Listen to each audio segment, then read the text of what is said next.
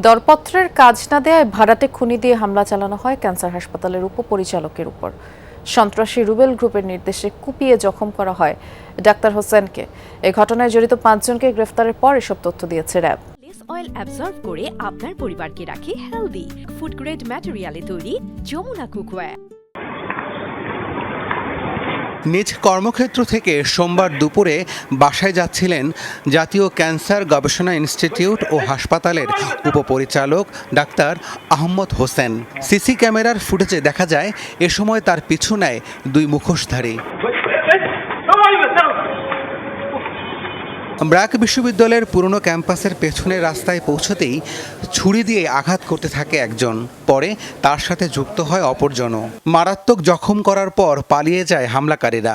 আহমদ হোসেনকে ভর্তি করা হয় ঢাকা মেডিকেল কলেজ হাসপাতালে। ঘটনার ফুটেজ সামাজিক মাধ্যমে ভাইরালের পর ছায়া তদন্তে নামে র্যাব।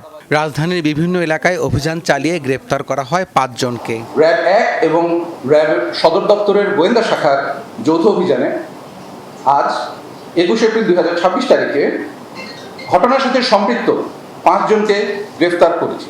প্রাথমিক জিজ্ঞাসাবাদে জানা যায় যে জাতীয় ক্যান্সার হাসপাতালের বিভিন্ন কাজের টেন্ডার পাওয়ার বিরোধে এই ঘটনাটি ঘটেছে।